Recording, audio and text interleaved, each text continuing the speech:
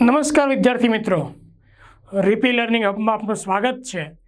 તો આગળના બધા જ વિડીયો લેક્ચરની અંદર આપણે છેલ્લે સંઘાતના 3 પાર્ટ પાડ્યા હતા, બરાબર। 3 વિડીયો લેક્ચરની અંદર સંઘાત પાર્ટ 1, સંઘાત પાર્ટ 2, સંઘાત પાર્ટ 3।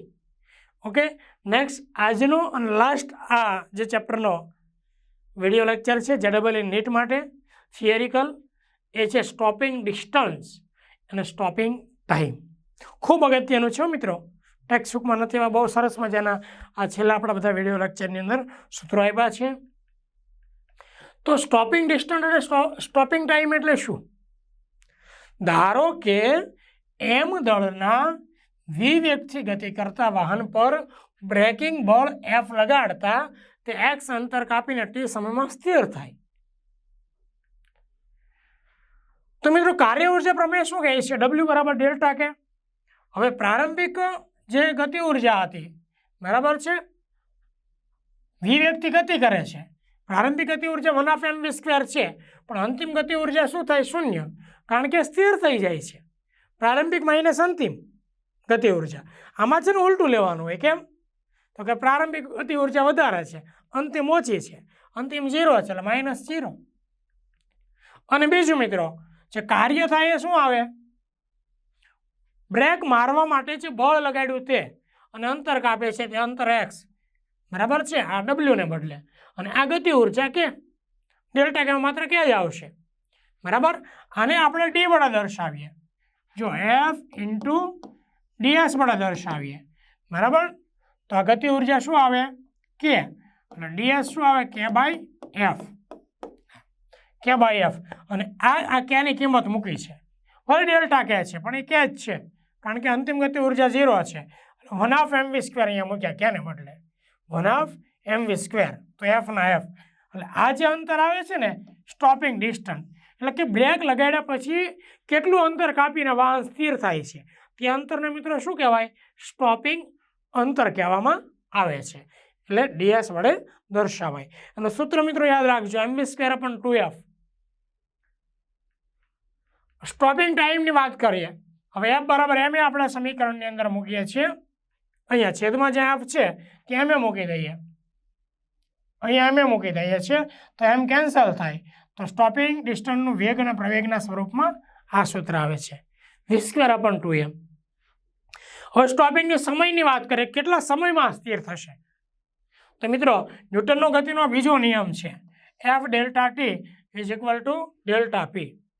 તો ડેલ્ટા t ને બદલે t લખો, કારણ કે અંતિમ ટાઈમ માઇનસ પ્રારંભિક ટાઈમ 0 છે, t - 0, અને ડેલ્ટા p પ્રારંભિક વેગમાન માઇનસ અંતિમ વેગમાન 0 છે, તો F × t = p, t ને કરતા બનાવીએ F/p, બરાબર।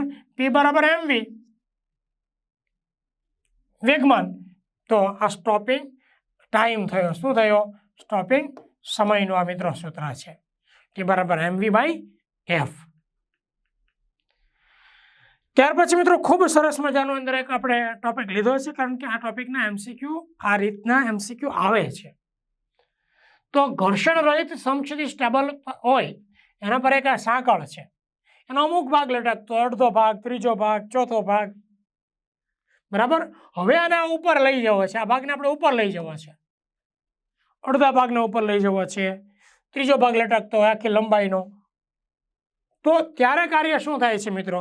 તો એનું આપણે અહીંયા સૂત્ર આપીએ છીએ કે m દળની l લંબાઈ ધરાવતી ચેન છે, એનો l/n મો ભાગ, અને બીજો હોય તો l/2, ત્રીજો હોય તો l/3, ચોથો હોય તો l/4, એ ભાગ ટેબલની ધારથી નીચે તરફ લટકતો હોય તો આ ચેનને ટેબલ પર લાવવા, બાકી જેટલો લટકતો ભાગ છે એને ટેબલ પર લાવવા મિત્રો જે કાર્ય કરવું પડે છે ને, એનો આ સૂત્ર છે mgl।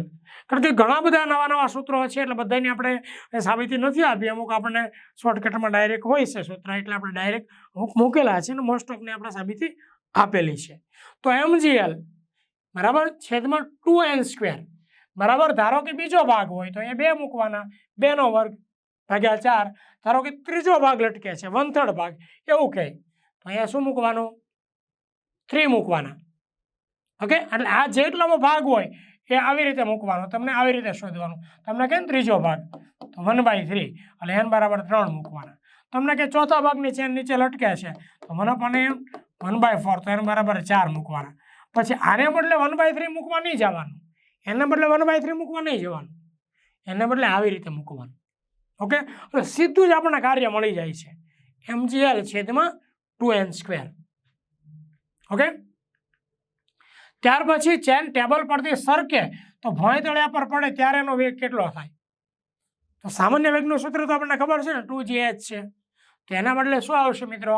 અહીંયા આવશે જેટલામાં ભાગ હોય એ પણ મેં તમને કીધું અડધો ભાગ હોય તો n બરાબર 2, ત્રીજો ભાગ હોય તો n બરાબર 3 એ મૂકી દો. એટલે સીધું આજે ચેન આખી ધારો કે વધારે ભાગ લટકતો હોય તો ટેબલ નીચે પડી જાય છે, બળ ના લગાડીએ તો નીચે પડે ત્યારે એનો વેગનું સૂત્ર છે મિત્રો. ત્યારબાદ વાહનના સમય સાથે વેગના સ્થાનાંતરના સૂત્રોની ચર્ચા કરીએ. સ્થિર સ્થિતિમાં m દળના વાહનને એન્જિનના આ પાવર p વડે પ્રવેગિત કરતા t સમયે એનો વેગ. આ મિત્રો આપણે સ્પેશિયલ MCQ મૂકી અને સાબિત કરીને આખો આપેલો છે MCQ, બરાબર. એટલે અમુક જે આમાં નથી ને સાબિતી, એ બધા MCQમાં પણ આપણે સાબિતી આપી દીધેલી છે. વેગ શાના પર આધાર રાખે છે? તો વેગ સમયના વનાપઘાત પર આધાર રાખે. હવે MCQ આપણે મૂક્યો છે પણ ડાયરેક્ટ આપણે સૂત્ર મિત્રો યાદ રાખીએ છીએ. ત્યારબાદ t સમયગાળા દરમિયાન વાહનને કાપેલા અંતર x દર્શાવીએ તો મિત્રો પાવર સાથેનો સંબંધ આ છે, 8/9 p/m હોલ રેસ ટુ 1/2 અને t^3/2 અને અંતરનું આપણે મૂકેલું જ છે. સંકલન કરી આપણે સાબિત કરીને MCQ મૂકેલો છે. MCQ માટે જોજો મિત્રો. ત્યાર પછી રેસ્ટિટ્યુશન ગુણાંક એકવાર તો આપણે આવી જ ગયો છે, પણ અહીંયા કમ્પેરિઝન કરવા હજી આ વિડીયો લેક્ચરની અંદર મૂક્યા છે કે કારણ કે ઘણા બધા આપણા વિડીયો લેક્ચર છે એમાં એક પરિમાણમાં સંઘાત, દ્વિપરિમાણમાં સંઘાત, સંપૂર્ણ સ્થિતિસ્થાપક, સંપૂર્ણ અસ્થિતિસ્થાપક, બરાબર. એમાં કન્ફ્યુઝન ન થાય એ માટે ફરી એકવાર આ ટોપિક લીધો છે અને આપણે સાપેક્ષ સરખામણી કરી છે મિત્રો. જો એની ડેફિનેશન આપણે બનાવીએ તો ડેફિનેશન આવી થાય કે જ્યારે બે પદાર્થ વચ્ચેની અથડામણ હેડ ઓન હોય, હેડ ઓન અથડામણ તમને કીધું ને વચ્ચો વચ્ચે અથડાય તો હેડ ઓન અથડામણ કહેવાય. એટલે કે અથડામણ સમયે બંને અથડામણ પદાર્થના સાપેક્ષ વેગ અથડામણ બાજુએ દોરેલા સામાન્ય લંબ, અથડામણ બાજુએ દોરેલા સામાન્ય લંબ પર આવેલ હોય તો અહીંયા સામાન્ય આપણે લંબ ઉપર અહીંયા લંબ દોરીએ, અથડામણ બાજુ આવી રીતે લંબ દોરીએ તો લંબ ઉપર આવેલો હોય તો અથડામણ પછીનો સાપેક્ષ વેગ અને અથડામણ પહેલાના સાપેક્ષ વેગનો ગુણોત્તર અચળ રહે. એટલે અથડામણ પછીનો સાપેક્ષ વેગ એટલે કે શું આવશે? આપણું સૂત્ર છે જ મિત્રો, v2 ડેશ v1 ડેશ અને અથડામણ પહેલાનો સાપેક્ષ વેગ v1 માઇનસ v2. આ બેને ગુણોત્તર અચળ રહે. અચળ ગુણોત્તરને મિત્રો રેસ્ટિટ્યુશન ગુણાંક E કહેવામાં આવે છે. શું કહેવામાં આવે છે? E. હવે જો મિત્રો ઈનું મૂલ્ય અથડામણ પામતા પદાર્થના દ્રવ્ય પર આધારિત છે. બહુ સરસ મજાનો આપણો મુદ્દો છે. લોખંડના ગોળા અથડાય છે, તાંબાના ગોળા અથડાય છે, લાકડા અથડાય છે, લાકડા સાથે ગોળી અથડાય છે, બરાબર. દ્રવ્ય પર આધાર રાખે છે.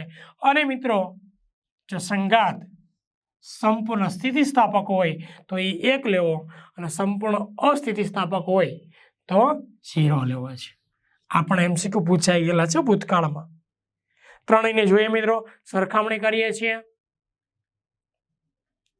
કે સંપૂર્ણ સ્થિતિસ્થાપક સંઘાત કોને કહેવાય? તો સંઘાત પામતા પદાર્થની સંઘાત પછીની ગતિ ઉર્જા સંઘાત પહેલાની ગતિ ઉર્જા જેટલી હોય તો એને સંપૂર્ણ સ્થિતિસ્થાપક સંઘાત કહેવાય છે. અને મિત્રો સરખી ન હોય, સંઘાત પામતા પદાર્થની સંઘાત પછીની ગતિ ઉર્જા સંઘાત પહેલાની ગતિ ઉર્જા જેટલી હોતી નથી, ન હોય તો એને શું કહેવાય? અસ્થિતિસ્થાપક સંઘાત કહેવાય. અને મિત્રો સંપૂર્ણ અસ્થિતિસ્થાપક સંઘાત તો જે સંઘાતમાં બે પદાર્થો સંઘાત પછી ચોંટી જાય કે સમાન વેગથી ગતિ કરે તો તેને શું કહેવાય? સંપૂર્ણ અસ્થિતિસ્થાપક સંઘાત કહેવાય. એટલે જ વધારે ક્લેરિફિકેશન માટે આપણે થિયરીના 3 વિડીયો લેક્ચર આપ્યા છે. આ ટોપિક સૌથી વધારે આપણે વિડીયો લેક્ચર ટોપિકમાં આપ્યા છે સંઘાતમાં. શા માટે? એકદમ સ્પષ્ટ ક્લિયર તમે છૂટું પાડી શકો. નેક્સ્ટ એના મૂલ્યની વાત કરીએ તો રેસ્ટિટ્યુશન ગુણાંક સંપૂર્ણ સ્થિતિસ્થાપક સંઘાતમાં 1 હોય, બરાબર છે. આમાં 0 હોય. જ્યારે સંપૂર્ણ સ્થિતિસ્થાપક, સંપૂર્ણ અસ્થિતિસ્થાપક પહેલામાં 1, આમાં 0. જ્યારે ખાલી અસ્થિતિસ્થાપકની અંદર શું હોય મિત્રો? વચગાળાનું હોય છે. 0 અને 1ની વચ્ચે હોય છે. અને લાસ્ટમાં મિત્રો એના ઉદાહરણ જોઈએ છે તો જેમ પરમાણુ વચ્ચે સંઘાત થાય ને એ કેવી હોય છે? સંપૂર્ણ સ્થિતિસ્થાપક હોય છે. જે રસ્તા વચ્ચે 2 વાહન અથડાય, આપણે કાર અને ટ્રક અથડાય તો કેવી હોય છે? અસ્થિતિસ્થાપક સંઘાત હોય છે. અને સંપૂર્ણ અસ્થિતિસ્થાપક સંઘાતનું પણ બહુ સરસ ઉદાહરણ આપ્યું છે કે ગનમાંથી બુલેટને જ્યારે ફાયર કરતા લાકડાના બ્લોકમાં ઘૂસી જાય, એનો એમસીક્યુ પણ આપણે મૂક્યો છે. લાકડાના બ્લોકમાં ઘૂસી જાય અને બ્લોક અને બુલેટ એક સાથે જ ગતિ કરે, બંને એક સાથે ગતિ કરે તો મિત્રો સંપૂર્ણ અસ્થિતિસ્થાપક સંઘાત. તો મિત્રો અહીંયા આ ચેપ્ટર JEE નીટની ટોટલ થિયરી, ટોટલ ટોપિક પૂરા થાય છે અને ખૂબ સારો આપણે સમજાવવાનો પ્રયાસ કર્યો છે મિત્રો. અને હજી પણ આમાં લગભગ ચેપ્ટરમાં આપણે 250 ઉપર સોલ્વ કરેલા, એ પણ મિત્રો એકદમ નવીન બધા એમસીક્યુ જે તમને એક પછી એક એમસીક્યુમાં કંઈક નવું જાણવા મળે એવા ખૂબ સરસ મજાના એમસીક્યુ 250+ સોલ્વ કરીને આપેલા છે મિત્રો. તો સારામાં સારા JEEની અંદર, નીટની અંદર માર્ક્સ લાવવા માટે મિત્રો આપણો એમસીક્યુના વિડીયો લેક્ચર જોતા રહો. થેન્ક યુ મિત્રો.